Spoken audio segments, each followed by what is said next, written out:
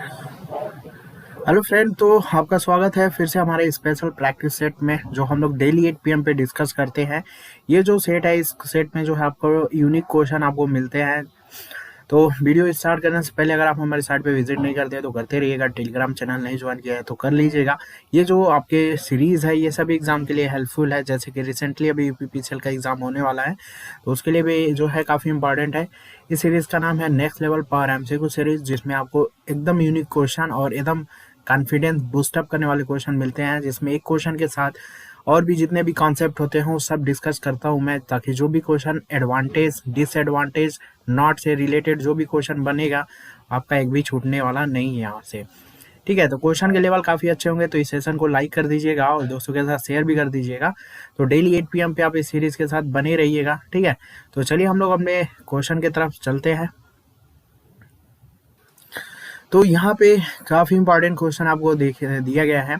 Watt meter से related आपके last year काफ़ी क्वेश्चन आए थे। ठीक है, वाट मीटर से रिलेटेड काफ़ी क्वेश्चन आए थे यूपीपीसीएल में आपका। तो इस टाइप के क्वेश्चन आपको मिलते हैं, नॉर्मल न्यूमेरिकल आपको मिल सकता है देखने को। तो यहाँ पे पूछा गया है, in the circuit show in the bill what would be the reading of watt meter. Watt meter की रीडिंग क्या होगी? ये आपका सप्लाई वोल्टेज है, यहाँ पे आपका जो है लोड लगा हुआ है, ये आपका करंट ट्रांसफार्मर है, ये आपका पोटेंशियल कॉइल है। ठीक है, ये जो है वाट मीटर को रिप्रेजेंट किया गया है। ये आपका पोटेंशियल कॉइल और करंट कॉइल, यहाँ पे सीटी का रिप्रेजेंटेशन दिया गया है। ये आपका करंट कॉइल है और ये आपका पोटेंशियल कॉइल है। ठीक है, और ये करंट ट्रांसफार्मर आपका लोड के क्रॉस लगाया गया है यहाँ पे। तो वाट मीटर भी यहाँ पे कनेक्टेड है, कितना रीडिंग देगा लोड के क्रॉस। तो देखो यहाँ पे वाट मीटर में दो चीज ही होता है, एक तो करंट कॉइल होता है और एक होता है आपका पोटेंशियल कॉइल। करंट कॉइल का जो एरिया होता है वो काफ़ी ज़्यादा हम लोग रखते हैं, क्योंकि ये सीरीज में जुड़ा होता है ना, जिसके वजह से आई स्क्वायर आर का जो लॉसेज होता है वो काफ़ी, मतलब इसको कम करने के लिए हम इसका एरिया ज़्यादा रखते हैं। जिसके वजह से एरिया ज़्यादा होगा तो आर बराबर रोयल बाई ए से आप क्या बोल सकते हो, आर बराबर रोयल बाई ए से अगर एरिया ज़्यादा है तो रजिस्टेंस कम हो जाएगा। जिसके वजह से रजिस्टेंस अगर कम होगा ना तो आई स्क्वायर आर का जो हीट लॉस होगा वो आपका कम हो जाएगा। इसलिए हम इसे नंबर ऑफ टर्म इसका क्या रखते हैं, कम रखते हैं और एरिया ज़्यादा रखते हैं ना। इसी तरीके से अगर हम पोटेंशियल कॉइल की बात करें तो यहाँ पे हमें फ्लक्स की रिक्वायरमेंट होती है। तो फ्लक्स की रिक्वायरमेंट को पूरा करने के लिए हमें यहाँ पे एरिया को कम कर देते हैं, नंबर ऑफ टर्म को बढ़ा देंगे, जिससे हमारा जो फ्लक्स होगा 5 बराबर MMF अपॉन रिलक्टेंस से अगर वहाँ से देखिएगा तो नंबर ऑफ टर्न बढ़ाने से फ्लक्स बढ़ जाएगा। ठीक है, तो ये चीज होता है। यहाँ पे एरिया कम रखते हैं, नंबर ऑफ टर्न ज्यादा रखते हैं। पैरेलल में है तो कोई हीट लॉस का यहाँ पे हमें दिक्कत नहीं है, क्योंकि जब कोई भी क्वांटिटी सीरीज में होती है ना तो वहाँ पे करंट के जो हीट लॉसेज होता है उसको थोड़ा सा वहाँ पे कंसीडर करना होता है ना। तो सीरीज में करंट क्या होती है, काफी ज्यादा होती है, जिसकी वजह से चांसेस क्या होंगे, आपके डैमेज हो सकता है वाइंडिंग। तो ये सीरीज करंट कॉइल और पोटेंशियल कॉइल होता है। वाटमीटर जो रीडिंग करता है ये आपका कौन सा पावर रीडिंग करता है, ये क्वेश्चन अगर पूछेगा तो ध्यान दीजिएगा, इसका आंसर होगा एवरेज पावर को रीडिंग करता है। ठीक है, तो एवरेज पावर बराबर होता है पोटेंशियल कॉइल में जो भी वोल्टेज होगा वो उसका लेंगे हम लोग, और उसके बाद करंट कॉइल में कितना हमारे जा रही है करंट, और उसके बाद जो है पावर फैक्टर एंगल इन दोनों के बीच का। ठीक है, वीपीसी क्या है आपका, वोल्टेज अक्रॉस प्रेशर कॉइल। ठीक है, प्रेशर कॉइल के क्रॉस वोल्टेज कितना है वो हमें यहाँ पे लेना है। उसके बाद जो है आईसी जो है ये आपका कितना करंट फ्लो हो रहा है आपका करंट कॉइल के थ्रू, और जो फाई है वो आपका फेज एंगल है आपका इसके प्रेशर कॉइल और करंट कॉइल के बीच का। ठीक है, तो यही हमें वाट मीटर की रीडिंग यहाँ पे निकालना है। तो देखो इजिली अगर हम यहाँ पे बात करते हैं तो यहाँ पे हमें पोटेंशियल कॉइल, अगर हम वोल्टेज की बात करते हैं तो पोटेंशियल कॉइल पैरेलल में जुड़ा होता है, जिसके वजह से पैरेलल में वोल्टेज आपका क्या होता है, सेम ही होता है एक तरीके से। ठीक है, जो सप्लाई का वोल्टेज होगा वही आपका, जो भी क्वांटिटी अगर पैरेलल में जुड़ी होती है तो समांतर के केस में क्या होता है, वोल्टेज आपका सेम होता है। तो पोटेंशियल कॉइल का जो वोल्टेज होगा वो सप्लाई वोल्टेज के बराबर होगा, और इसकी वैल्यू अगर हम बात करें तो 200 वैल्यू होगी। ठीक है, तो मैग्नीट्यूड हो गया, एंगल यहाँ पे आपका नहीं कंसीडर होगा, इसलिए हम यहाँ पे 0 डिग्री एंगल को कंसीडर करेंगे। उसी तरीके से हमने जब देखा इसमें सर्किट में कि इम्पिडेंस दिया गया है हमें 4 प्लस जे इंटू 3 ओम का यहाँ पे इम्पिडेंस दिया गया है। अगर हम इसे किसी भी तरीके से मैग्नीट्यूड और एंगल में बदलते हैं तो 5 और ये हो जाएगा आपका 36.87 एंगल। ठीक है, ये आप बदल लीजिएगा। मैग्नीट्यूड और एंगल में इजिली आसान होता है बदलना, बहुत लोगों ने किया ही होगा इस टाइप के क्वेश्चन। डायरेक्ट यहाँ से भी क्वेश्चन उठ के आते हैं आपका। ठीक है, कैसे बदला जाता है। तो आपके यहाँ पे इम्पिडेंस को हमने मैग्नीट्यूड और एंगल में बदल लिया है। अब हम क्या करेंगे, किसी भी तरीके से हम यहाँ पे करंट जो होगी, सप्लाई से जो करंट आने वाली है, किसी तरीके से हम करंट को कंसीडर करेंगे। तो करंट बराबर क्या होता है, वोल्टेज अपॉन इम्पिडेंस होता है। ठीक है, वोल्टेज तो हमें इजिली पता है कि 200 दिया गया है और इसका एंगल यहाँ पे 0 है। ठीक है, और किसी भी तरीके से हम इम्पिडेंस को हम मैग्नीट्यूड और एंगल के फॉर्म में निकाल दें तो यहाँ से हमारी सप्लाई करंट आ जाएगी। ठीक है, तो हमने क्या किया, मैग्नीट्यूड और एंगल के फॉर्म में इम्पिडेंस को कंसीडर कर लिया है। यहाँ पे ये हो जाएगा 5 और ये हो जाएगा एंगल आपका है 36.87 डिग्री। ठीक है, अब किसी भी तरीके से हम इसको भाग दे देते हैं तो यहाँ पे हो जाएगा आपका 40 हो जाएगा, और ये 36 जब ऊपर जाएगा तो माइनस, नीचे प्लस है, ऊपर जाएगा तो आपका क्या हो जाएगा, माइनस होगा। ठीक है, ये हो जाएगा 36.87 डिग्री एम्पियर। ठीक है, यानी जो सप्लाई करंट है भाई साहब वो कितना आ रही है हमारे पास, सप्लाई करंट है 440, मैग्नीट्यूड 40 है और एंगल कितना है -36.87 है। ठीक है, सप्लाई करंट आ गई। अब हमें क्या करना है, करंट को, ये क्या बोलते हैं, करंट को, ये आईसीसी निकालना है, मतलब जो करंट फ्लो होगी करंट कॉइल में। ठीक है, करंट कॉइल में जो करंट फ्लो होगी ये आईसीसी होगी, और ये जो होगी आपकी सप्लाई करंट होगी। ठीक है, ये कौन सी करंट है, आपकी सप्लाई करंट। तो सप्लाई आईसीसी निकालने के लिए यहाँ पे जो होगा आपका, हमें आईसीसी अगर निकालना है तो यहाँ पे हमें चाहिए सप्लाई करंट और सीटी का रेशियो चाहिए हमें। ठीक है, सीटी का रेशियो कितना कंसीडर करना है, तो यहाँ से हम यहाँ पे सप्लाई आईसीसी निकाल लेंगे। सप्लाई करंट हमारे पास कितना है, मैग्नीट्यूड को बस कंसीडर करना है हमें, तो 40 हुआ हमारे पास सप्लाई करंट, एंगल को छोड़ देना हमें। ठीक है, सीटी का रेशियो यहाँ पे देखिए 50/5 एम्पियर दिया है, तो ये उल्टा लिया जाता है, सेकेंडरी अपॉन प्राइमरी, ये हो जाएगा आपका 5/50 हो जाएगा, और इसको किसी भी तरीके से कैलकुलेशन करिएगा तो ये हो जाएगा 10। ठीक है, 10 बार में जाए और ये 4। ठीक है, 5 को 50 बार करिएगा 10 होगा, और इसको 40 तो 4 ये हो जाएगा। ठीक है, तो आईसीसी यानी करंट कॉइल में जो करंट फ्लो हो रही है वो हमारी 4 एम्पियर की करंट फ्लो हो रही है। ठीक है, अब एंगल हमें कैसे कंसीडर होगा, एंगल जो होता है इसी दोनों के बीच का, पोटेंशियल कॉइल और करंट कॉइल के बीच का एंगल होता है, तो हमने यहाँ पे एंगल को कंसीडर किया ही है। जो भी करंट हमारी फ्लो हो रही है इन दोनों के बीच की ही करंट होगी। सप्लाई करंट क्या होगी, दोनों में ही जाएगी ना आपका, पोटेंशियल में भी जाएगी, करंट में जाएगी। इसी करंट, यही जो करंट होगा, मतलब यही जो सप्लाई की जो करंट है, इसी का जो फेज एंगल हमने निकाला है यही आपका हो जाएगा, यानी 36.87 हो जाएगा आपका इसका एंगल। ठीक है, अब यहाँ से पूरी क्वांटिटी को अगर हम इक्वल करते हैं तो ये हो जाएगा आपका 200, करंट कितना है आपका 4, और एंगल है कितना आपका cos 5 का मतलब यहाँ पे एंगल है 36.87 डिग्री। अब किसी भी तरीके से इसको कैलकुलेट करिएगा तो ये हो जाएगा आपका 640 वाट, आपका यहाँ पे आंसर बन जाएगा। ठीक है, तो काफ़ी इंपॉर्टेंट क्वेश्चन है, इस टाइप के क्वेश्चन मिलेंगे आपको देखने के लिए। ठीक है, ज़्यादा इसमें आपको नहीं करना है, छोटा सा ही क्वेश्चन इससे रिलेटेड आपको मिलेगा। ठीक है, हो सकता है ये आपके लिए थोड़ा सा बड़ा हो, लेकिन कुछ खास बड़ा नहीं है। डायरेक्ट आपको वैल्यू दे सकता है यहाँ पे, करंट कॉइल, पोटेंशियल कॉइल का एंगल भी दे सकता है, बट डायरेक्ट आपको ये नहीं देगा आपको। ठीक है, सप्लाई करंट नहीं देगा, सप्लाई करंट देगा, आईसीसी आपको थोड़ा सा निकलवा के बट डायरेक्ट गुणा करा सकता है आपका। ठीक है, तो इस टाइप के क्वेश्चन को ध्यान दीजिएगा। ठीक है, इस टाइप के क्वेश्चन आपके आते ही हैं। अगला क्वेश्चन जो है आपका इलेक्ट्रॉनिक्स से है, कि जैसा कि आपको पता है कि इलेक्ट्रॉनिक्स का भी ट्रेंड बना हुआ है, तो इसलिए यहाँ पे इलेक्ट्रॉनिक्स के भी क्वेश्चन आपको हर मिलेंगे देखने को। यहाँ पे क्वेश्चन में दिया गया है what is the main source of distortion. यहाँ पे मेन सोर्स क्या है डिस्टॉर्शन का, अगर हम जो पुश पुल एम्पलीफायर यूज करते हैं तो ये जो मेन सोर्स होता है ना, ये थर्ड हार्मोनिक्स होता है आपका। ठीक है, ये आपका होता है थर्ड हार्मोनिक्स। अब हम यहाँ पे बात करते हैं पुश पुल एम्पलीफायर का, तो ये पुश पुल एम्पलीफायर जो होता है एक तरीके का हमारा क्या है, पावर एम्पलीफायर है। ठीक है, पुश पुल एम्पलीफायर जो है एक तरीके का पावर एम्पलीफायर है, जो हमारा 2 ट्रांजिस्टर से मिलके बना होता है। ठीक है, ये चीज ध्यान दीजिएगा। जो वर्ड मैं बोलता हूँ या बोलूंगा उस चीज को बहुत डीपली लीजिएगा, क्योंकि जो मैं वर्ड बोलता हूँ या फिर जो पॉइंट बोलता हूँ वो एग्जाम ओरिएंटेड होता है आपका। फालतू कोई भी वर्ड लेके बोल के और टाइम कंज्यूम करके और इसी सीरीज को 2 घंटा करना मेरा मतलब टारगेट नहीं होता है। ठीक है, अगर मेरा वीडियो अगर 40 मिनट का है तो वो सफिशियंट रहता है। जो भी वर्ड मैं बोलूँगा वो सारी चीज़ें मतलब एग्जाम ओरिएंटेड होती हैं। ठीक है, तो इस चीज़ को थोड़ा सा ध्यान दीजिएगा। अगर इसी 40 मिनट को मैं चाहूँ तो 1.5 घंटा में यही सारे कंटेंट को खींच सकता हूँ, लेकिन ये सब कोई मतलब नहीं है, ठीक है। बाकी लोग ऐसा करते हैं आपका लाइव क्लासेस में, ठीक है। तो पावर एम्पलीफायर जो होता है 2 ट्रांजिस्टर होता है, जिसमें एक जो ट्रांजिस्टर होता है आपका पॉजिटिव हाफ साइकिल पे काम करता है और दूसरा जो ट्रांजिस्टर होता है वो आपका निगेटिव हाफ साइकिल पे काम करता है, ठीक है। तो यानी इस तरीके से कोई पहला ट्रांजिस्टर जो है पॉजिटिव हाफ साइकिल पे और दूसरा ट्रांजिस्टर जो है निगेटिव हाफ साइकिल पे काम करता है, इस चीज को ध्यान दीजिएगा, ठीक है। यानी वन ट्रांजिस्टर जो होता है ये जो होता है ना सप्लाई करता है पावर, मतलब जो पावर होता है अगर लोड की तरफ करना है तो पॉजिटिव सप्लाई को यूज करेगा। दूसरा ट्रांजिस्टर अगर मान लो है वो क्या करेगा, अगर लोड को पावर देना है तो निगेटिव सप्लाई का यूज करेगा। मतलब यहाँ पे प्रत्येक जो ट्रांजिस्टर है वो हाफ साइकिल पे काम करते हैं। तो यहाँ से एक पॉइंट लिख लीजिएगा, ये क्वेश्चन बना हुआ है, ठीक है। इस ट्रांजिस्टर यहाँ पे लिख लीजिएगा, इस transistor operate for each half cycle, ठीक है, ईच हाफ साइकिल।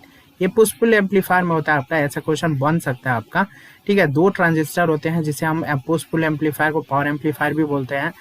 2 ट्रांजिस्टर होते हैं, इस ट्रांजिस्टर जो ऑपरेट होता है वो हाफ साइकिल पे काम करता है, ठीक है। यहाँ पे दोनों ट्रांजिस्टर जो है एक तरीके से अपोजिट होते हैं ना, इसी की वजह से यहाँ पे मतलब जो सप्लाई के अपोजिट होते हैं एक दूसरे से, इसलिए पुश पुल एम्पलीफायर इसे बोला जाता है, ठीक है। इसमें कई सारे मतलब कंस्ट्रक्शन के हिसाब से अगर इसको देखें ना तो बहुत सारे इसके कैटेगरी हो जाते हैं। जैसे कि आपका एक हो जाता है आपका क्लास ए एम्पलीफायर, ठीक है। उसी तरीके से हो जाता है class B amplifier, class C amplifier, ठीक है। इसी तरीके से class A B amplifier, class D, ठीक है। इस तरीके से हो जाता है आपका। अब यहाँ पे ये सारी चीजें हो गई। अभी मान लो एक एडवांटेज हम थोड़ा सा देख लेते हैं, एडवांटेज से और डिसएडवांटेज से क्वेश्चन बन ही रहा है, आपको भी पता होगा। इसमें जो होता है ना पुश पुल एम्पलीफायर में क्या होता है कि जो हमारा फंडामेंटल एंड इवन, ठीक है, फंडामेंटल और जो इवन हार्मोनिक्स है, फंडामेंटल और इवन जो हार्मोनिक्स है वो आपके एब्सेंट होते हैं, इस चीज को ध्यान दीजिएगा। इन द आउटपुट में, इनपुट में नहीं भाई, ठीक है, इन द आउटपुट। जो फंडामेंटल और जो इवन हार्मोनिक्स होते हैं वो एब्सेंट होते हैं हमारे इसमें क्या बोलते हैं जो पुश पुल एम्पलीफायर में, ये पहला पॉइंट होता है। और एडवांटेज इसका ये है ना कि जो कोर जो सैचुरेट होता है और जो नॉन लीनियर डिस्टॉर्शन का ये सारी जो है हम इजिली मतलब इसमें एलिमिनेट कर सकते हैं, ठीक है। तो पहला एडवांटेज हो गया आपका। दूसरा एडवांटेज लिख ही लीजिए आपका, ठीक है ना। तो थोड़ा सा यहाँ पे बहुत लोगों को दिक्कत होती है, बोल देने से बहुत लोग नहीं लिख पाते हैं, तो लिख लीजिएगा। जो पॉइंट इंपॉर्टेंट होता है मैं कोशिश करता हूँ कि लिखवा दूँ, ठीक है। The problem of core saturation, ठीक है, the problem of core saturation, जो कोर सैचुरेशन होता है and non linear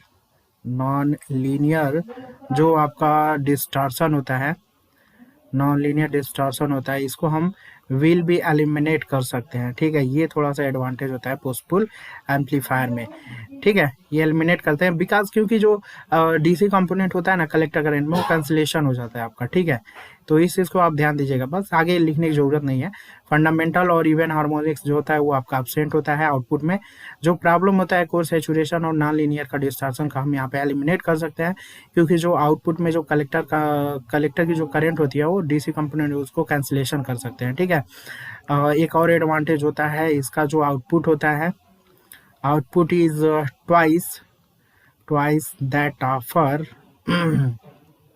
output is twice that offer by a single, ठीक है, सिंगल इंडेड स्टेट में इसका जो आउटपुट है ना भाई वो 2 टाइम्स आपका होता है, ठीक है। तो ये आपका एडवांटेज हुआ। तो एडवांटेज से तो क्वेश्चन बन ही लेगा। इसी में आपका आ जाता है कि नॉट से अगर क्वेश्चन पूछ ले तो उस कंडीशन में आपका नॉट से अगर क्वेश्चन पूछता है तो यहीं से आपका एडवांटेज और डिसएडवांटेज से ही उठाएगा आपका, ठीक है। तो बस पुश पुल एम्पलीफायर के बारे में जान लीजिए, बाकी क्लास ए बी सब इस टाइप के भी क्वेश्चन आएंगे तो मैं आपको पूरा वहाँ पे डिटेल प्रोवाइड कर दूंगा, ठीक है। फिलहाल अभी सीरीज लंबा हो जाएगा। तो इसके आप देखिए यहाँ पे क्या होता है ना, डिसएडवांटेज में क्या होता है, ये सबसे बड़ा यहाँ पे डिसएडवांटेज ये है कि यहाँ पे रिक्वायर्ड 2 ट्रांजिस्टर, ठीक है, हमें यहाँ पे 2 ट्रांजिस्टर की जरूरत पड़ती है, ठीक है, ये पुश पुल एम्पलीफायर में। तो ये आपका सबसे बड़ा डिसएडवांटेज है। दूसरा यहाँ पे क्या है ना कि इसका जो थर्ड हार्मोनिक्स यहाँ पे प्रेजेंट होता है, ये लिख लीजिएगा, थर्ड हार्मोनिक्स यहाँ पे थर्ड हार्मोनिक्स जो होता है वो आपका प्रेजेंट होता है आउटपुट में, ये थोड़ा सा इसका डिसएडवांटेज है। और ये जो आपका पुश एम्पलीफायर है ना, ये आपका मतलब इसमें क्या होता है ना कि ट्रांसफार्मर यूज, लिख लीजिएगा, ट्रांसफार्मर यूज से सर्किट जो होती है वो आपका कॉम्प्लिकेटेड हो जाती है, ठीक है। ट्रांसफार्मर यूज से जो है सर्किट कॉम्प्लिकेटेड होता रहती है। और चौथा यहाँ पे लिख लीजिएगा ये जो सर्किट है गिव द मोर डिस्टॉर्शन, ठीक है। ये डिस्टॉर्शन इसका क्या होता है, आपका ज्यादा होता है, ठीक है। बाकी और आपका दो ट्रांजिस्टर अपोजिट में होते हैं इनपुट, ठीक है। बाकी तो और कोई इंपॉर्टेंट नहीं है, आपके सारे पॉइंट आपको लिखवा ही दिए गए, ठीक है। तो एडवांटेज में आपको क्या क्या यहाँ पे याद रखना है कि प्रत्येक जो ट्रांजिस्टर होते हैं वो आपके ऑपरेट होते हैं आपके हाफ साइकिल पे, ठीक है। ये पहला इंपॉर्टेंट एडवांटेज में, जैसा कि मैंने बताया कि देखो फंडामेंटल जो इवन हार्मोनिक्स होता है वो आपका एब्सेंट होता है ना। यहाँ पे सैचुरेशन की अगर प्रॉब्लम नॉन लीनियर को हम यहाँ पे एलिमिनेट कर सकते हैं, और इसका जो आउटपुट होता है वो 2 टाइम्स होता है। ये सब एग्जाम ओरिएंटेड है आपके, ठीक है। वो वन लीनियर क्वेश्चन आप बोल सकते हो एक तरीके से।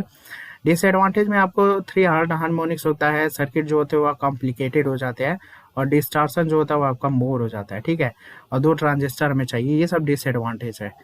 तो कोई भी वर्ड यहाँ पे मत छोड़िएगा जो चीज़ें मैं बोल रहा हूँ, ठीक है, क्योंकि बहुत इंपॉर्टेंट होता है जो भी मैं बोल रहा हूँ यहाँ पे। तो चलिए नेक्स्ट चलते हैं हम लोग। तो यहाँ पे चलिए अगले क्वेश्चन की तरफ चलते हैं हम लोग। यहाँ पे देखिए अगला क्वेश्चन यहाँ पे दिया गया है, on wiring installation as per bureau Indian standard the minimum value of insulation resistance is express, ठीक है। जब भी हम वायरिंग इंस्टॉलेशन करते हैं तो यहाँ पे जो मिनिमम वैल्यू इंसुलेशन रेजिस्टेंस होता है आपका, हर वायर का इंसुलेशन रेजिस्टेंस होता है जिसकी वजह से लीकेज करंट शॉकिंग ये सब का एक तरीके से आपका सेफ्टी प्रोवाइड करता है, ठीक है। तो इंसुलेशन रेजिस्टेंस जो होता है उसको हम लोग ब्यूरो इंडियन स्टैंडर्ड के फॉर्म में किस फॉर्म में रिप्रेजेंट कर सकते हैं। तो डायरेक्ट इसका आपको एक तो फार्मूला पूछ लेगा, और डायरेक्ट यहाँ से छोटा सा न्यूमेरिकल भी आपका उठ के आ सकता है ना। तो इस चीज़ को थोड़ा सा यहाँ पे ध्यान दीजिएगा। 50 यहाँ पे मेगा ओम होगा, ठीक है। यहाँ पे लिख लीजिएगा, ये मेगा ओम है आपका, 50 mega ohm number of point plus outlets, ठीक है। ये आपका आंसर होगा ये। तो इसको थोड़ा सा ध्यान, मतलब फार्मूला क्या करिएगा, डाटा बेस क्वेश्चन यहाँ पर डायरेक्ट फार्मूले बेस है, क्योंकि इस सीरीज में डाटा बेस हर तरीके का यूपीपीसीएल में क्वेश्चन बनता ही है, ठीक है। तो इसलिए मैंने इस टाइप के क्वेश्चन को रखा हुआ है। तो आप क्या करिएगा कि इसको थोड़ा सा यहाँ पे फार्मूले को कंसीडर कर लीजिएगा, और आपको जो है कुछ भी यहाँ पे उठा के पूछ सकता है, ठीक है। वैसे इंसुलेशन रेजिस्टेंस ही ज़्यादा आपको पूछेगा, नंबर ऑफ पॉइंट दे देगा, और ठीक है। पावर सर्किट क्या बोलता है ना, ये आपका सब सर्किट में आपके जो पॉइंट होते हैं वो 10 होते हैं ना, और 800 वाट का कनेक्शन होता है सब सर्किट में, ठीक है। अगर मान लो यहाँ पे ऐसे दे देगा, सब सर्किट में आपको कितना पॉइंट होते हैं, आपके 10 पॉइंट होते हैं, और 800 वाट का मैक्सिमम पावर कनेक्ट होता है, ठीक है। इसी तरीके से पावर सर्किट में आपके साथ 2 ही पॉइंट होते हैं, और आपके 3000 आपका क्या बोलते हैं ये लोड होता है ना। तो ये आपके पॉइंट और आउटलेट्स आपके यहाँ पे दे देगा, ये इंसुलेशन रेजिस्टेंस आपको यहाँ से उठा के पूछ लेगा, ठीक है। थोड़ा सा इसको देख लीजिएगा, शायद 2 ही पॉइंट होते हैं, 2 या 3 होते हैं, थोड़ा देखना पड़ेगा मुझे, ठीक है। वैसे 2 ही होगा, ठीक है। इसको थोड़ा कंफर्म कर लीजिए आप लोग, ठीक है। सब सर्किट में आपका कितना होता है, 10 पॉइंट और 800 वाट होता है। पावर सर्किट में भी आपका 2 पॉइंट होता है, और 3000 वाट होता है आपका, ठीक है। यही दे देगा, और आपका इजिली यहाँ पे क्वेश्चन पूछ लेगा। तो हर एक चीज़ को हमें यहाँ पे अपडेटेड रहना है, क्योंकि सीरीज का नाम ही क्या है आपका, next level power MCQ series, ठीक है। तो इसीलिए यहाँ पे इस सेशन को लाइक कर दीजिएगा, और दोस्तों के साथ शेयर भी करिएगा। इस टाइप के कंटेंट देना सबके बस की बात नहीं है, ठीक है। चलो अब दिखाता हूँ एक एक क्वेश्चन में कैसे यहाँ पे पावर है आपका, ठीक है। फॉर ए गुड कंडक्टर, ठीक है, एक अच्छे कंडक्टर में जो डेप्थ ऑफ पेनिट्रेशन होता है ऑफ इलेक्ट्रोमैग्नेटिक वेव को किस फॉर्म में रिप्रेजेंट कर सकते हैं हम लोग, ठीक है। तो यहाँ पे जो होता है ना, स्किन जो डेप्थ आपने पढ़ा है ना, उसी को फार्मूले को घुमा के यहाँ पे पूछा गया है, ठीक है। तो बहुत लोग इसको वैसे ही छोड़ के चले जाएंगे, तो इस चीज़ को थोड़ा सा ध्यान दीजिएगा। अगर अच्छे कंडक्टर के लिए depth of penetration of the electromagnetic wave ये आपका कुछ इस फॉर्म में होगा, ठीक है। तो आपका यहाँ पे जो है देखो, यहाँ पे मैं प्रूफ कराने से कोई मतलब नहीं है, लंबा चौड़ा जाएगा आपका, ठीक है। कोई मतलब यहाँ पे नहीं निकलेगा, बस आपको यहाँ पे बस एग्जाम ओरिएंटेड थोड़ा सा कुछ चीज़ें यहाँ पे बस देख लो यहाँ पे। इसी को स्किन डेप्थ भी बोलते हैं, जिसका हमें मतलब आपने ये पढ़ा ही होगा, अंडर रूट में होता है पाई फ्रीक्वेंसी, ये आपका होता है। ठीक है, यहाँ पे यहाँ से क्वेश्चन तो बना ही हुआ है, काफ़ी ज़्यादा क्वेश्चन बना हुआ है आपका। जो स्किन डेप्थ है ना, ये आपका स्किन डेप्थ इससे रिप्रेजेंट करते हैं, ये स्किन डेप्थ है। स्किन डेप्थ जो होता है यूनिवर्सली प्रोपोर्शनल होता है square root of the frequency, ये आपका क्या है, फ्रीक्वेंसी है। तो आपका ये आपका इस यूनिवर्सली प्रोपोर्शनल होता है और स्क्वायर के फॉर्म में होता है, मतलब ये रूट के फॉर्म में होता है ना फ्रीक्वेंसी के। और यहाँ पे इसी तरीके से यूनिवर्सली प्रोपोर्शनल होता है कंडक्टिविटी ऑफ द मीडियम। ठीक है, ये आपका कंडक्टिविटी है मीडियम का, कंडक्टिविटी ऑफ मीडियम। और ये क्या है आपका, ये भी आपका परमेबिलिटी है।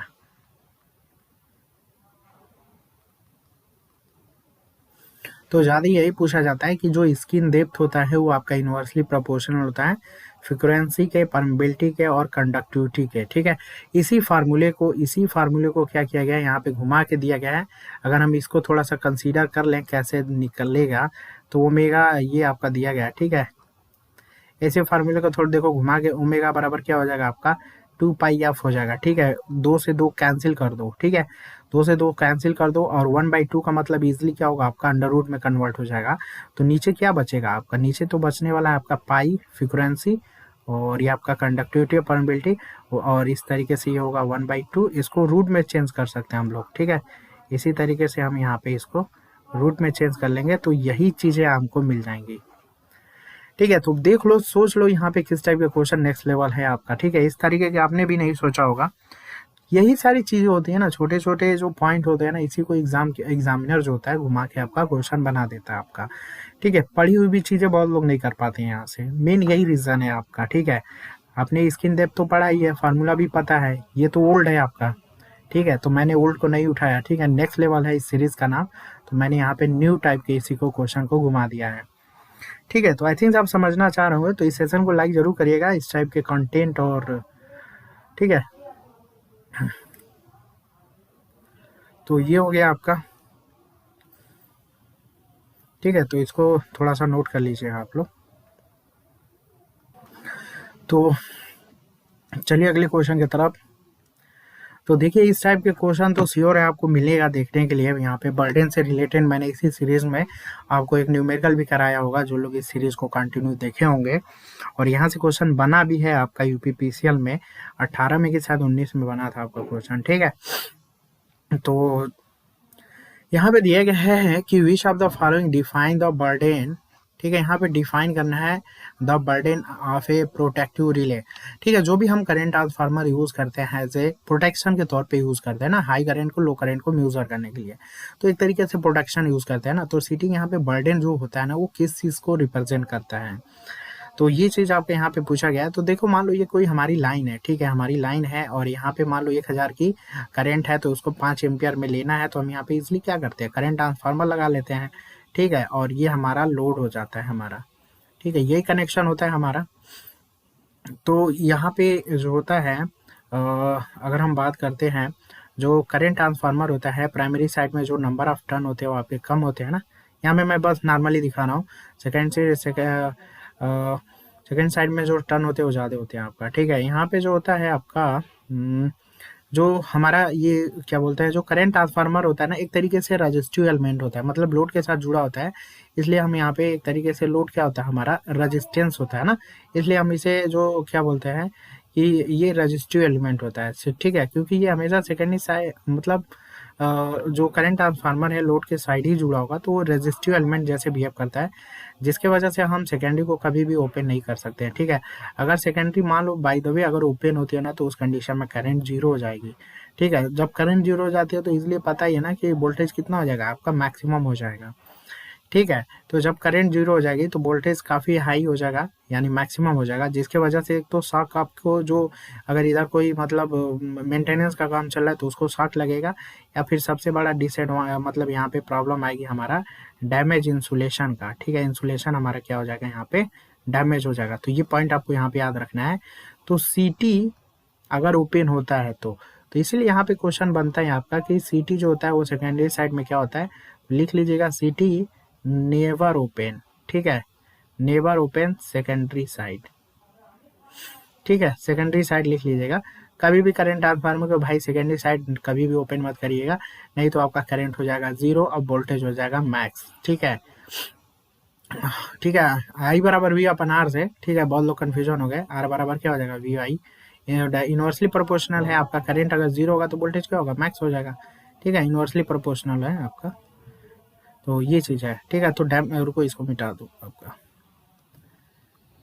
ठीक है। तो आपका इंसुलेशन क्या हो जाएगा भाई, आपका इंसुलेशन जो वो आपका डैमेज हो जाएगा। तो इसीलिए जो बर्डन होता है ना, सीटी जो आपका एक तरीके से मतलब ये जो है आपका ये तरीके से रजिस्टिव एलिमेंट जैसे काम मतलब बोल सकते हो हम इसे, ठीक है, रजिस्टिव एलिमेंट्स, ठीक है। तो ये चीज़ है। तो रजिस्टिव एलिमेंट का मतलब इजीली क्या हुआ, एक तरीके से रेजिस्टेंस हुआ, तो लोड क्या करेगा, लोड पावर तो देगा नहीं भाई, पावर तो लेगा ही ना। इसलिए यहाँ पे एब्जॉर्ब जो है ना, ये आपका रजिस्टिव एलिमेंट के लिए यहाँ पे होगा, ठीक है।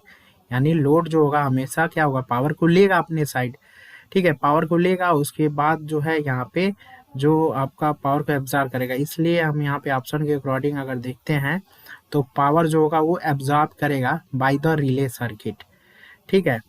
पावर को क्या करेगा, burden resistive element power absorb करेगा, और दूसरा जो है power develop by the relay circuit. यहाँ पे देखो ये दिया गया है डेवलप, ठीक है, ये आपका डेवलप नहीं होगा। यहाँ पे क्या होगा, अगर यहीं पे एब्जॉर्ब दे देता तो आपका ये सही हो जाता, ठीक है। दूसरा ऑप्शन नहीं होगा। तीस power required to operate the circuit breaker resistance develop by the relay, resistance develop by the relay circuit resistance क्यों डेवलप करेगा, वो तो खुद ही आ रहा है, ठीक है। ये सभी आपके ऑप्शन गलत है, ठीक है। मैं इसको थोड़ा सा कंफ्यूज हो गया हूँ कि दूसरा भी नहीं हो, ठीक है। तो यहाँ पे बर्डन जो होगा ये रेजिस्टिव एलिमेंट होगा, रेजिस्टेंस का मतलब इजिली लोड है, तो लोड है तो पावर लेगा, यानी क्या करेगा, लोड है क्या पावर लेगा ना, तो power absorb by the relay circuit, ठीक है। तो पावर भाई देखो क्या होगा, रिले सर्किट लेगा और ट्रिप कर देगा सर्किट ब्रेकर को थ्रू, ठीक है, सिग्नल भेज देगा, सर्किट ब्रेकर को ट्रिप कर देगा, ठीक है। तो यहाँ पे बर्डन मेन यही होता है, power absorb by the relay circuit, जो रिले सर्किट जो होता है पावर लेता है उसी को बर्डन बोलते हैं। उसके बाद क्या होता है हमारा उसके बाद जो होता है हमारा सर्किट ब्रेकर ट्रिप हो जाता है ना। बर्डन को हम इजिली वोल्ट और एम्पियर में एक्सप्रेस करते हैं, इस चीज़ को ध्यान दीजिएगा, वोल्ट एम्पियर में एक्सप्रेस करते हैं हम यहाँ पे बर्डन को। तो यहाँ पे देखो, अगर बर्डन हमें वोल्ट एम्पियर अगर पूछ लेता है यहाँ पे, तो यहाँ पे हमें क्या करना है कि मान लो लोड हमारे पास कनेक्टेड है, कितना 0.5 ओम का मान लो कि लोड कनेक्टेड है, ठीक है। और मान लो यहाँ पे करंट हमारी फ्लो हो रही है 5 एम्पियर की, तो यहाँ पे जो लोड कनेक्टेड है 0.5 और ये, तो यहाँ पे क्या होगा वोल्टेज, ये जो लोड कनेक्टेड है इसके साथ जो ड्रॉप होगा वो कितना होगा हमारा, ये जो ड्रॉप होगा यहाँ पे, अगर हम ड्रॉप को कंसीडर करें, रुको कलर बदल लेता हूँ मैं, अगर हम यहाँ पे ड्रॉप को कंसीडर करते हैं तो 5 गुणे 0.5 ओम मतलब कितना होगा, 2.5 का यहाँ पे ड्रॉप होगा, ठीक है। यानी वोल्टेज हमें आ गया ना, तो वोल्टेज हमें हमारे पास 2.5 वोल्टेज आ गया। और करंट करंट हमारे पास 5 एम्पियर ही है, तो यहाँ पे 5 रख लो, इसको जब कैलकुलेट करिएगा तो 12.5 वोल्ट एम्पियर, ठीक है। तो बर्डन भी ऐसे हम लोग निकालते हैं, इस चीज़ को ध्यान दीजिएगा, ठीक है। इस तरीके से छोटा सा क्वेश्चन दे सकता है आपका, इस तरीके से कनेक्शन दे देगा, लोड देगा आपका। तो यहाँ से पहले तो वोल्टेज निकाल लीजिएगा, ठीक है। यही जो बर्डन होता है वो क्या होता है, V इंटू ए होता है ना, वोल्ट एम्पियर में एक्सप्रेस करते हैं, तो वोल्टेज बराबर क्या होगा, करंट इंटू रेजिस्टेंस। तो पहले आप ड्रॉप निकाल लीजिएगा, ठीक है। ड्रॉप निकालने के बाद यहाँ पे एम्पियर का मतलब ये क्या है, तो करंट ही है, तो दोनों का गुणा कर दीजिएगा, ठीक है। इसलिए आपका आंसर यहाँ पे बन जाएगा, ठीक है। तो चलिए यहाँ पे हम अगले क्वेश्चन की तरफ चलते हैं। यहाँ पे अगला क्वेश्चन यहाँ पे देखिए दिया गया है कि जो हार्टली ऑसिलेटर होता है हम इसका यूज़ कहाँ पे करते हैं, ठीक है। तो हार्टली ऑसिलेटर जो होता है ये हाई फ्रिक्वेंसी ऑसिलेशन होता है आपका। हार्टली ऑसिलेटर जो होता है ना, एक तरीके से हमारा क्या करता है कि मतलब साइन वेव को प्रोड्यूस करता है हमारा, ठीक है। लिख लीजिएगा, साइन वेव को प्रोड्यूस करता है हमारा, ठीक है, साइन वेव को प्रोड्यूस करता है। और इसका यूज़ होता है मेनली रेडियो रिसीवर के लिए यूज़ करते हैं, ये भी लिख लीजिएगा। इसका यूज हम कहाँ पे करते हैं, जस्ट रेडियो रिसीवर के लिए यूज़ करते हैं। तो रेडियो रिसीवर में यूज़ करने की वजह से यहाँ पे रेडियो की जो फ्रिक्वेंसी होती है, RF जिसे बोलते हैं रेडियो फ्रिक्वेंसी, ये काफ़ी ज़्यादा हो जाती है, लगभग 30 मेगाहर्ट्ज़ से ऊपर, ठीक है। इसीलिए हम इसे हाई फ्रिक्वेंसी ऑसिलेशन बोलते हैं, हार्टली ऑसिलेटर को, ठीक है। अगले यहाँ पे क्वेश्चन देखिए दिया गया है, which of the following is not true. ये ठीक है, इस टाइप के क्वेश्चन आपको रिक्वायरमेंट चाहिए था, तो ये क्वेश्चन है आपका। ठीक है, which of the following is not true for the ideal operational amplifier. Ideal operational amplifier के लिए यहाँ पे कौन सा सही नहीं है, तो ये आपका जो तीसरा है ये आपका सही होगा ना। कॉमन मोड गेन जो होगा वो आपका इनफाइनाइट होगा, ये आपका सही नहीं होगा, ये इनफाइनाइट नहीं होने चाहिए, आपका जीरो होना चाहिए। क्यों जीरो होना चाहिए, यहाँ पे देख लीजिए।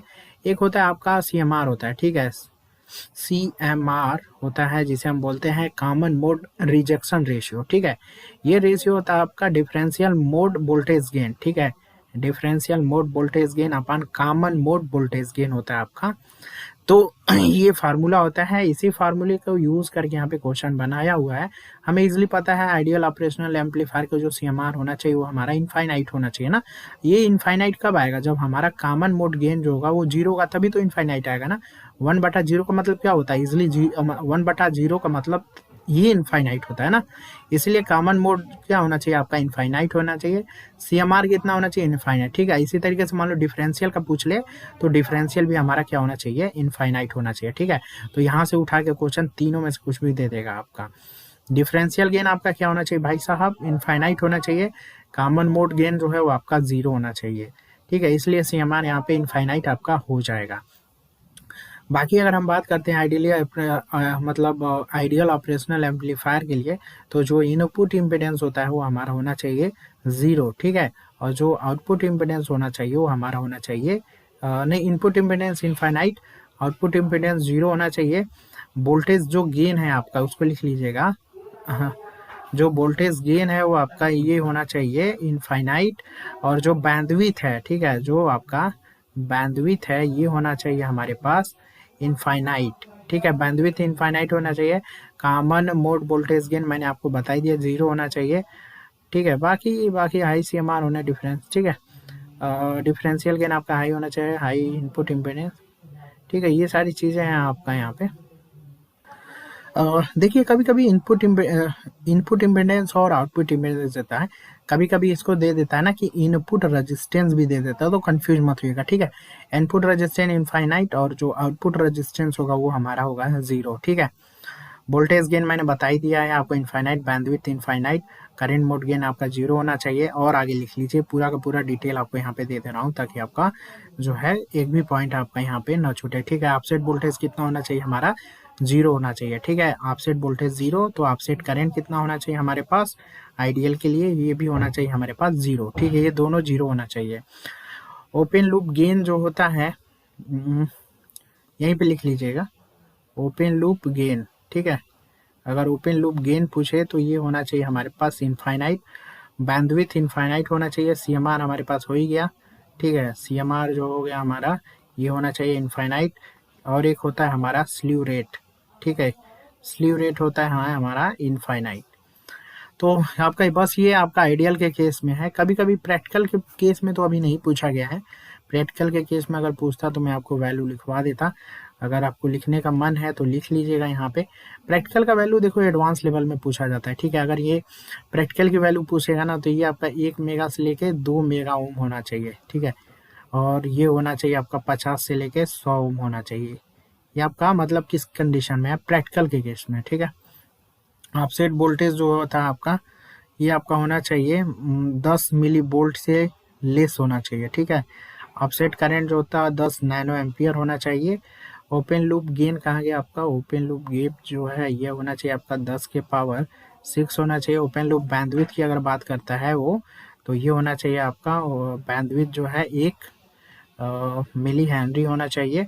CMR जो होना चाहिए ना, इसको थोड़ा सा बहुत ध्यान दीजिएगा। ठीक है, 106 से लेके 120 dB तक होता है, बस इसको थोड़ा सा याद रखिएगा। थोड़ा सा ये पूछ सकता है आपका, ठीक है, अगर एग्जामिनर का मूड घुमा तो। ठीक है, प्रैक्टिकल वैल्यू अगर पूछ ले तो ये भी थोड़ा ध्यान दीजिएगा ना कि आइडियल पूछा है कि प्रैक्टिकल पूछा है। बहुत लोग तो इसी में कंफ्यूज होकर डायरेक्ट जो रटे हैं वही मार के चले आते हैं। ठीक है, स्लीव रेट कितना होता है आपका, 80 वोल्ट पर माइक्रो सेकेंड होता है आपका। ठीक है, तो ये सारी वैल्यू मैंने क्या लिखा है, ये आपका एक तो क्या हुआ आपका, ये हुआ आपका एक आइडियल वैल्यू हुआ, और ये जो होगा आपका कौन सी वैल्यू है, ये आपका प्रैक्टिकल वैल्यू है।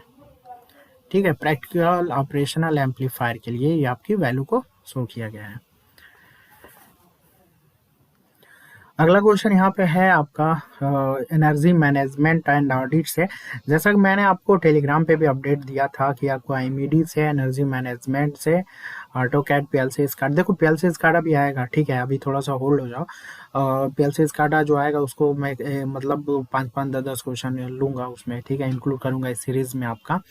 और आपका रहा इसका बात, अभी देखो एनर्जी मैनेजमेंट भी आपका चलेगा, और ये आपका ऑटो कैड है, इसमें भी आप सोच रहा हूँ 4-4, 5-5 ऐसे क्वेश्चन एक साथ, ठीक है।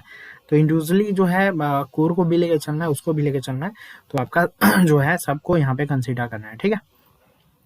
देखो यहाँ पे दिया गया है जो प्रोडक्शन फैक्टर होता है, इसको the production factor is defined as the ratio of, ठीक है। तो ये जो होता है आपका current year production the reference year production, ठीक है, current year production to referent year production होता है। ये आपका होता है जो प्रोडक्शन फैक्टर होता है, जो भी हम प्रोडक्ट्स इंडस्ट्री में वो कर रहे हैं आपका इजिली, जो भी आपका चाहे ट्रांसमिशन टावर, कंडक्टर, जो भी, ठीक है, जो भी प्रोडक्शन फैक्टर होता है ना, वो आपका होता है करेंट ईयर प्रोडक्शन, ठीक है, current year production to the reference year production, ठीक है। मतलब अभी रिसेंटली में कितना अभी चल रहा है प्रोडक्शन, और रेफरेंस लेके लास्ट ईयर का हम लोग मतलब देख के उसको ही बोलते हैं हमारा प्रोडक्शन फैक्टर, ठीक है। तो इस चीज़ को ध्यान दीजिएगा, पहला ऑप्शन यहाँ पे सही होगा। अगला दिया गया है the efficiency of a variable speed drive is generally, ठीक है, जो इफिशियंसी होती है वेरिएबल स्पीड ड्राइव की वो क्या होती है, तो इसका जो होता है ना वो आपका डिक्रीज विथ स्पीड, ठीक है। जो इफिशियंसी होती है जो ड्राइव की, मैंने इसको ड्राइव से रिलेटेड क्वेश्चन भी कराया हुआ है आपको। इसकी जो स्पीड होती है ना वो जनरली मतलब इसकी जो इफिशियंसी होती है वो आपका गिर जाता है स्पीड के साथ, ठीक है। तो यहाँ पे जो यानी स्पीड, इफिशियंसी और स्पीड का कुछ इस तरीके से रिलेशन होगा, जनरली डिक्रीज हो जाएगा विथ स्पीड, ठीक है, स्पीड के साथ, ठीक है। जस्ट 1 सेकेंड, यहाँ पे जो है decrease the speed, decrease with speed, ठीक है, जो इफिशियंसी होगी वेरिएबल स्पीड ड्राइव की वो गिर जाएगी विथ स्पीड के साथ, ठीक है। इसमें इनवर्सली नहीं होगा, मतलब जैसे ही आपका स्पीड गिरेगा उसकी इफिशियंसी भी गिर जाएगी आपका, ठीक है। ये आपका इंडस्ट्रियल मैनेजमेंट से सब क्वेश्चन आपको यहाँ पे उठाया गया है। यहाँ पे अगला दिया गया है कि जो कन्वेक्शनल इनकैंसिडेंट लैम्प होता है ना, इसका लुमिनस इफिशियंसी कितना होगा, तो ये होता है आपका 12 लुमेन पर वाट होता है आपका, ठीक है। अगले यहाँ पे क्वेश्चन देख लीजिए, अगला यहाँ पे दिया गया है कि the monitoring and controlling of energy, देखो ये सब डाटा बेस है ना, अब इसमें आप मुझसे कॉन्सेप्ट पूछोगे तो ये सब ज़्यादा कॉन्सेप्टुअल लेवल चीज़ें नहीं है आपका, एक तो डाटा बेस है तो आप समझ ही रहो, ठीक है। इसमें एक्स्ट्रा क्या बन सकता है, नहीं, ये सब थोड़ा सा प्रॉब्लम होता है क्योंकि डाटा बेस क्वेश्चन है ना। The monitoring and controlling of energy management, ठीक है, management system is done by using, ठीक है। मान लो अगर हम एनर्जी मैनेजमेंट कुछ भी कर रहे हैं एक जगह से, ठीक है, उसको मॉनिटरिंग भी करना है कि भाई किसकी वैल्यू को हाई रखना है, किसको कम रखना है, ठीक है। कंट्रोल का मतलब कि टाइम के अकॉर्डिंग किसको कितना देना है, नहीं, ठीक है। तो जो भी एनर्जी मैनेजमेंट का जो भी पूरा क्राइटेरिया है ना, अगर इसको हमें मान लो मॉनिटरिंग के साथ साथ कंट्रोलिंग भी करना है, तो उस कंडीशन में हम यहाँ पे क्या यूज़ करेंगे, तो हम यहाँ पे स्काडा यूज़ करेंगे, ठीक है। मैटलब एक तरीके का सॉफ्टवेयर है, इससे रिलेटेड आपको इसी सीरीज में क्वेश्चन में प्रोवाइड करूंगा। ऑटोकैड के तो स्टार्ट ही हो गए हैं भाई, ठीक है, ये भी तो आपका रन ही कर रहा है, ये भी स्काडा PLC भी स्टार्ट ही हो जाएगा आपका, ठीक है। तो ये थोड़ा सा ध्यान दीजिएगा, बहुत ही इंपॉर्टेंट क्वेश्चन है, very very important question. Monitoring और कंट्रोलिंग करना है हमें एनर्जी मैनेजमेंट में, तो हम यहाँ पे स्काडा यूज करते हैं, ठीक है। यहाँ पे मान लो ऑल ऑफ द एबव ना होके अगर PLC दे दे तो कंफ्यूज मत होइएगा, तब भी आपका स्काडा ही होगा, ठीक है। इस तरीके से क्वेश्चन आपके बनेंगे। यहाँ पे अगला क्वेश्चन दिया गया है यहाँ पे, इन ए पैसिव पोटेंशियल एनर्जी जो होता है उसकी जो स्ट्रेटजी है वो क्या है। पैसिव पोटेंशियल की जो एनर्जी है ये आपका there is no systematic planning, ठीक है। जब भी देखो एक्टिव की हम प्लानिंग करेंगे ना, कितना लोड देना है, कितना पावर देना है, कितनी हमें कंजप्शन को रिक्वायर्ड करना है उस एनर्जी के साथ, ठीक है, जो मैच आउट कराना है, तो हम एक्टिव के लिए करेंगे नहीं, ठीक है। पैसिव पोटेंशियल के हम यहाँ पे कोई स्ट्रेटजी फॉलो नहीं करते हैं, ठीक है। There is no systematic planning, हमारे पास कोई सिस्टमेटिक प्लानिंग नहीं रखना है हमें, ठीक है, पैसिव के लिए। एक्टिव के लिए तो भाई रखना पड़ेगा ना कि कितना प्लांट आपको करना है, लोड सेंटर में कितने लोड हैं, तो उसको कितना मैच आउट कराना है हमें, ठीक है। तो ये सब उसके लिए हम प्लानिंग करते हैं एक्टिव के लिए, तो ये चीज़ आपका थोड़ा ध्यान दीजिएगा यहाँ पे। अगला क्वेश्चन यहाँ पे दिया गया है कि इन जर्मन द मैक्सिमम, देखो इस टाइप के क्वेश्चन बने हुए हैं, इसलिए मैंने इस टाइप के क्वेश्चन को उठाया हुआ है, ठीक है। ऐसा नहीं है कि फालतू आपका कोई भी क्वेश्चन उठाया गया है। In German the maximum energy consumption for the low energy house, ठीक है। मान लो जर्मन में जो मैक्सिमम एनर्जी कंजप्शन है लो एनर्जी हाउस में, वो आपका कितना है, तो यह है आपका 70 किलो वाट हावर पर मीटर स्क्वायर पर एरिया, ठीक है, ये आपका है। तो इसको ध्यान दीजिएगा, 70 किलोवाट आवर पर मीटर स्क्वायर पर एरिया आपका। अगला क्वेश्चन है और ये लास्ट क्वेश्चन है, दिया गया है कि जो वाटर का पॉल्यूशन जो है प्रिवेंटेड एंड कंट्रोल करना है, act was form in the year, किस मतलब जो वाटर का पॉल्यूशन है और उसे हमें कंट्रोल करने के लिए जो एक्ट बना था वो कब बना था, कब पारित हुआ था, तो 1974 में, ठीक है। ये सब क्वेश्चन आपके डाटाबेस क्वेश्चन है, बनेंगे क्वेश्चन, ठीक है। अब ये सब यही सब तो आपके आए, मैंने अभी टेलीग्राम पे एक ग्राफ चार्ट भी भेजा था ना, आपने देखा होगा कि 60% जो था वो आपका ओल्ड सिलेबस था जो कोर है, और 40% अभी पीएलसी हुआ, स्काडा हुआ, माइक्रो कंट्रोलर हुआ, फिर आपका आईएमईडी हुआ, फिर आपका एनर्जी से एनर्जी कंजर्वेशन एंड बिजनेस, ये सबसे क्वेश्चन बन रहे हैं, ठीक है। धीरे धीरे इन सबों के क्वेश्चन आपको मिलेंगे और देखने को, ठीक है, इसी सीरीज में आईएमईडी के, एनर्जी कंजर्वेशन के, ठीक है। अब ऐसा नहीं कि मैं कोर को छोड़ दूंगा, ठीक है। बाकी जैसे वाट मीटर का मैंने कराया, हर्डले का कराया, बहुत सारे क्वेश्चन उठाया मैंने कोर से, तो ऐसा नहीं है कि कोर को छोड़ के सिर्फ इसी पे लगना है, नहीं, दोनों पे आपको लेके चलना है, ठीक है। सिलेक्शन दोनों से ही आएगा। तो चलो फिलहाल आज के लिए इतना ही रखते हैं फ्रेंड, ठीक है। इस सेशन को आप लोग लाइक जरूर करिएगा, ठीक है, लाइक कर दीजिएगा, थोड़ा सा शेयर भी कर दीजिएगा ताकि लोगों के पास ज़्यादा पहुँच सके, ठीक है। क्योंकि आपका जो सपोर्ट होता है इसी की वजह से जो है कॉन्फिडेंस आता है और ऐसे कंटेंट में काम करने के लिए, ठीक है। तो आप ही का सपोर्ट है बस, ठीक है। इंटरेस्ट आपका जो है बना रहता है इस टाइप के लाइक व्यूज जब आते हैं तो कंटेंट जो है इसी तरीके को और आपको मिलते रहेंगे। तो चलिए हम लोग फिर मिलते हैं नेक्स्ट टाइम 8 PM पे, ठीक है। संडे को आप रहेगा, ठीक है। संडे को मुझे थोड़ा सा काम रहता है, तो कुछ काम को थोड़ा सा वो करना होता है, तो संडे को ऑफ रहेगा आपका। बाकी जैसे जैसे टाइम मिलेगा, मेरे पास टाइम कम ही रहता है, आपको पता ही होगा, इसलिए 1 घंटे के अंदर ही सीरीज बन पाती है। लेकिन कोई नहीं, जो भी क्वेश्चन मैं देता हूँ इसलिए आप समझ ही रहोगे, काफ़ी बूस्टअप लेवल के आपके चांसेस रहेंगे। ठीक है। एक एक तो मतलब आप 2 साल 3 साल भी तैयारी किए हो तो कहीं ना कहीं आपको इस मतलब ये सीरीज अगर आप देख रहे हो तब भी एडवांस फायदा ही होगा, ठीक है। बिगनर नहीं है, मतलब बिगनर जैसा नहीं कि आपको ओम का नियम, ये सिंपल सारे क्वेश्चन मैं नहीं उठा रहा हूँ क्योंकि वो सब इजीली आप देख के भी बना ले जाओगे, लेकिन जो ये सब मैं क्वेश्चन करा रहा हूँ इसमें आप 90% चांसेस रहेगा आप क्वेश्चन नहीं बना पाओगे, ठीक है, जो इस सीरीज में क्वेश्चन मैं रखा हूँ। तो यही सब क्वेश्चन करने से क्या होगा, कॉन्फिडेंस खुद ही ऑटोमेटिक बूस्टअप होगा, जिसकी वजह से आपके और बूस्टअप होगा तो ईजिली और कॉन्फिडेंस आएगा आपका, ठीक है। तो लो टाइप के क्वेश्चन से आप इजीली वैसे भी नहीं डरोगे।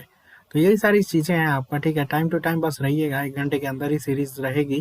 क्वेश्चन का लेवल आप मत सोचिएगा, टेंशन मत लीजिएगा, जब भी रहेगा एडवांस ही रहेगा क्वेश्चन का लेवल, ठीक है। नॉर्मल मैं क्वेश्चन यहाँ पे नहीं रखूँगा आपके लिए। तो चलो फिलहाल आज के लिए इतना ही रखते हैं, मिलते हैं नेक्स्ट टाइम 8 PM पे। थैंक्स फॉर वॉचिंग, संडे को आप रहेगा, ठीक है। Thanks for watching.